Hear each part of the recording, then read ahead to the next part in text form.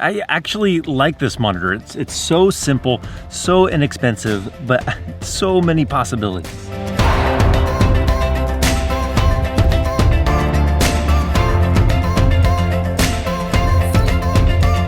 Hey, how's it going? Jared Gillis here, and today I wanted to share with you a few options that I found for budget battery monitors that work actually fairly decent. My favorite battery monitor, the one that we have, is the Victron BMV 712. The only problem with it is it costs $200. I get it. It's a beast of a battery monitor, but the thing is really expensive. So let's find some solutions that's around 15, 20, maybe 30, 40 bucks. Somewhere in that range, I think would be able to help out a lot of people to know what's happening inside of their batteries. So you might ask, why would I even want a battery monitor? So number one would be to know how much power you've actually drawn out of your battery so you can figure out the true state of charge. The second reason is to be able to add longevity to your battery. If you know how far you're drawing it down and when you're charging it up and how far you've charged it up, having that knowledge can really help extend the life of your batteries so that you don't have to replace them all the time. The third reason goes along with that, and it's to help you know when your batteries are full, when the state of charge is at 100%. A good battery monitor is going to help you understand that, and you won't have to guess anymore. Number four, it'll help you understand the health of your battery. If you see how many amps that you're able to pull out of your battery, how many watt hours you're able to use, it'll give you a good indication of how much life you have left in that battery. So it'll help you know when you need to replace it and if you're ready for your next trip. The fifth reason is it can help you plan for future upgrades. If you wanted to do solar on your RV or a bigger battery bank, this will help you understand how you're using the power so that you don't have to buy maybe as big of a battery bank as you're originally thinking if you just change a couple of things in how you're using the power, or as much solar. So it might even help you save money in the future for what you want to set up. And the last reason is it can help you troubleshoot your system better because you'll have a more complete picture of what's happening and coming out of your batteries or going into your batteries. It's not just looking at voltage. So between those handful of things, upgrading your battery monitor from the traditionally poor ones that they put in RVs is definitely a good idea. But you ask, why not just use voltage to check battery capacity? I've seen those charts before. So let's look at that. We're going to use our batteries in our truck to show you how to determine the state of charge using the voltage and some of the shortcomings that come along with that. So if we turn on our scan gauge, we see that the voltage in our battery is at 12.5 volts. So if we were to look on a chart, that would show us that our battery is at 90% full. So it's a pretty good indication because the battery has been resting. Now, this is where the problem comes in and why it's hard to get a good estimate in your RV to do that same thing. So if I turn on this key and we get a bunch of other things going. I'm not going to turn the truck on, but we have fans going, we have lights turning on. That's going to cause a draw on the battery. Now, when that happens, your voltage is going to drop. When you're using energy out of your battery, it's going to cause that voltage to drop just because you're using it. Now, the same thing happens on the other side. If we were to turn on the truck and we get the engine to turn over and that alternator to kick in, what happens is now we're increasing the voltage and putting power into that battery. We're charging that battery. So what's happening is that voltage is rising. So if we look at the chart now, it looks like our battery is full. It looks like it's doing great. So where is it at actually in that spectrum? Well, we still know that it's probably around that 90% mark.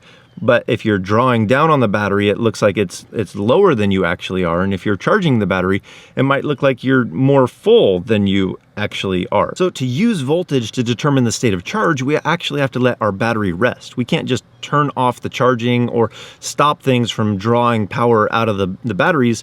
We actually have to let it rest, because as it rests, it'll find that voltage of where it's at, and then you can tell. But who has time to do that when you're actually out there using your RV? So that's why we need things like the Hall sensor, or more popular, like a shunt. So what options do we have as far as battery monitors to be able to step up our game and know more about it? So let's start with the really inexpensive one, and we'll work our way up to the $40 battery monitor. So this little guy, he'll only set you back 15 to 20 bucks. I'll put links down in the description to all of them. But for 15 to 20 bucks, you have to take a look at this little guy. So simple, so basic, still limitations, but let me show you what it'll give you. You have your voltage over here. We can get our voltage anywhere, but it gives you your voltage and your amperage. So now we have both sides of the equation. Now we have our wattage down here, and then we have our watt hours. So that will show you how much energy you have used out of your battery, which is a huge function to be able to have. This one will help you, the amperage will help you troubleshoot and figure some things out, but being able to know how much energy you've used out of your battery capacity will give you a good indication of when you need to charge that thing up again. Now this one works off of a shunt-based system, and it comes with a 100 amp shunt. So these two go hand in hand. I'll show you how to install these later. Now the other thing that I like about this battery monitor is it just gives you everything. It's just so easy to look at it, get a quick snapshot of what's going on. For instance, when we went out boondocking one time, I had forgot to switch over our refrigerator from electric to propane. So it was drawing power out through our inverter, trying to run on the energy from our batteries, when I could have just switched it over to propane and saved the power in our batteries. So I looked at our battery monitor, I saw, oh my goodness, why are we drawing 30 amps when I don't feel like I have anything on? So it gave me that real clear picture, and this one would do that too. If you were to look at this battery monitor and see the amperage being drawn out when you don't think you have anything on, you can be smart with how you're using your power. But let's look at the other side of the coin and look at the things that this monitor won't necessarily tell you. It's not going to give you a percentage saying that you're 100%, then you're 75%. You need to figure that out by looking at your watt hours, by looking at your voltage and your amperage. You need to kind of know your system to be able to know where you're at. So for watt hours, I know we're used to in the RV industry talking about amp hours. So if you have a 100 amp hour battery, it's a real simple conversion. You just times that by your voltage. So you take your amp hours times your voltage, so 12 volt battery, that'll give us 1200 watt hours of power that we can use in that battery. So if we bring down our battery 600 watt hours, we know that we've used 50% of that battery. So it's a real simple conversion. And once you know your system and once you know what you're looking for in these numbers, it's easy to identify where you're at. Now, another limitation of this battery monitor is it can only read power going in one direction. So depending on how you wire up this shunt, if you switch the wires, it will show you what the current is going in, like if you're charging your battery, and if you put them the other direction, it will only give you the measurement if you're drawing power out of your batteries. So you get an either or, which luckily we can wire up a switch, and so we can have it wired that way so we can charge, and this way so that we can draw out of the batteries. But it's very manual, and it's not automatic, and it won't just work in the background, and you do have to think about it. You have to know what you're doing, when you're doing it, and just pay attention to it. Still gives you a lot of great information,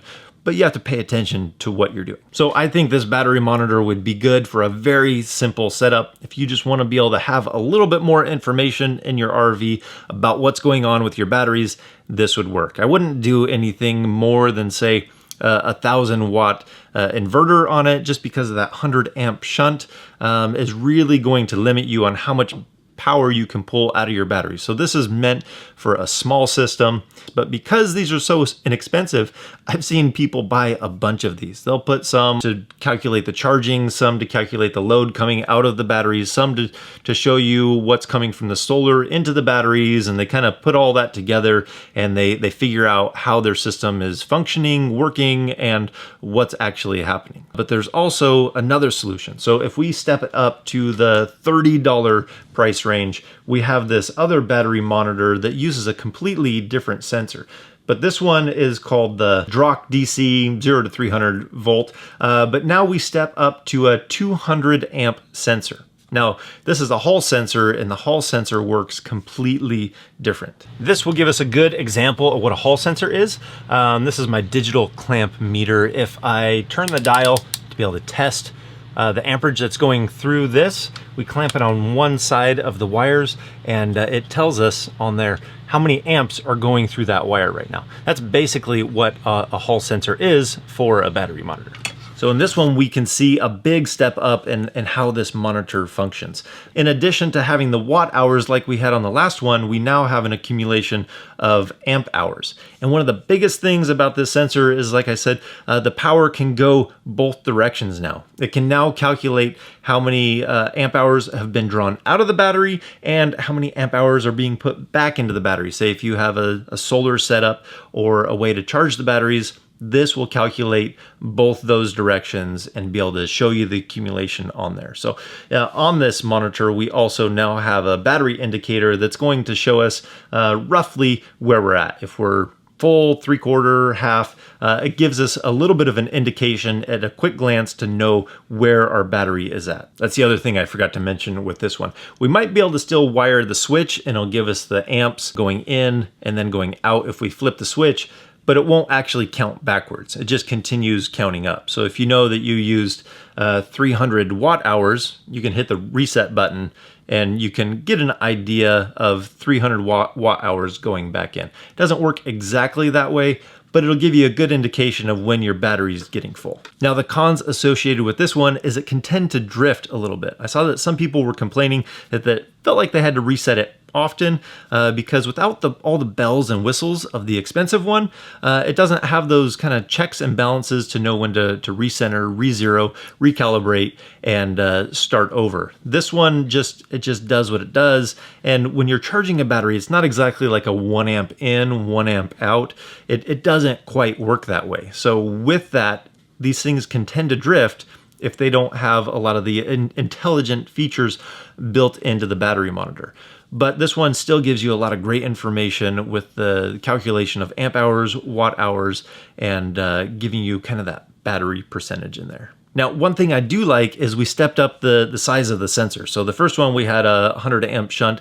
This one comes with a 200 amp hall sensor. So what that means is we can draw a little bit more power out of the system. The system has a little bit more room to grow if you want to. If you wanted to put a 2000 watt inverter, I wouldn't be trying to push it on the peak end of that inverter, but you can start to run a few more things if you wanted to build a bigger battery bank. In my mind, I would still use this on a smaller system, but you have a little bit more room to grow your system and do additional things. So option number one was around $15 with a 100 amp shunt. Option number two was $30 with a 200 amp hall sensor. And with this last one, we step up to a 350 amp shunt. So the system can definitely grow and be a lot bigger. This one says that you can go up to 999 amp hours. So pretty big size battery bank. That would be a massive amount of batteries. But you start to gain some other functions in this one. We now have an accurate percentage of state of charge because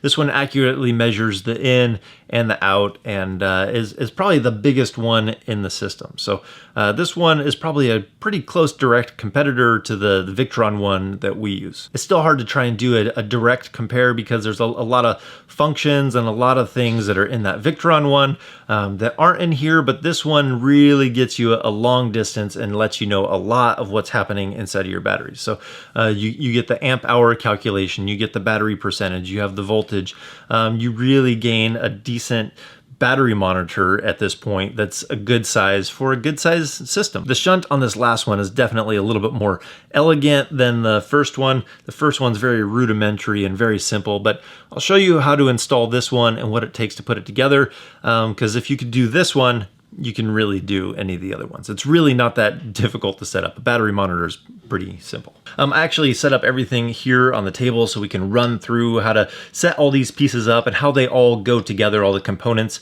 I was trying to film putting it into the RV, but everything was always dark somewhere or in some kind of a hole that was hard to film. And so I just thought it'd be nice if it was all out here, easy to see, so you can grasp exactly how to install it. So obviously we have our battery monitor, the display, and they put the instructions right on the back of it, which is really handy. It gives you the wiring diagram, so you really can't mess this up even if you tried. Now, if we look at that diagram, we see that the shunt is right in the center of how everything gets wired. So if we take a look at that, we have a post on each side, and we then have two screws right in the middle. Those two screws are going to connect to the battery monitor and can monitor everything that's happening and passing through this shunt. So we're gonna act like this little battery pack is going to be our battery in the RV. So we need to disconnect any negative wire that's connected to our battery. So disconnect that wire and it's going to go to one end of the shunt. We tighten that down and now we have to add one single wire that goes from the other side of the shunt to the negative side on the batteries. So that way it's the only thing connecting to our battery on the negative side. Everything has to go through this shunt so we can measure it. So now we need to connect the wires on the interior terminals on that shunt to our battery monitor. So we'll connect one wire to the left screw and then another wire, a separate wire, to the screw on the right. And these wires go to the battery monitor and get tightened down. Now we just need to give power to the monitor. So we're going to take a wire like this, connect it to the positive lead on our battery, and the opposite end of that wire is going to get tightened down in the battery monitor. Now we need to do the same thing on the negative side. So we're going to put a wire on the shunt and then connect the opposite end of that wire to the battery monitor. And that will power it up and it starts working. So if we wanted to see the amperage going through this shunt, if we say charge my iPhone, we can see that the amperage changes. If we give it some time, the watt hours will start accumulating. And so the system's working. It's really that simple to install. Now, if you wanted to install a switch, we can add a switch, and let me show you how to do that. This is our double pole, double throw switch. We have 6 terminals on the back is what that means. So we have our wire coming in to our center terminals, and then we have our wires coming out that are gonna go to the battery monitor. So if we have it switched in this position, black is gonna remain black, red is gonna remain red, but if we switch it to the other position, I soldered on these wires that crossed red to black and black to red, so we switch it there. What goes in is red and black, and what comes out is black and red. So it switches it so that the monitor can read going out, and then if you flip the switch, you can have your monitor read going in. So pretty simple and pretty simple to do. Just solder it up and you're good to go. So I think that's gonna do it for today. You have 3 options for battery monitors. It doesn't come with all the bells and whistles and the automatic functions that the really expensive ones do, but at least you can find out a whole lot more of what's going on with your batteries and be able to manage your power that much better. So if you like this video, give it a thumbs up. If you wanna see more videos about RVing, please hit that subscribe button. And if we don't see you on the road, hopefully we will see you in the next video.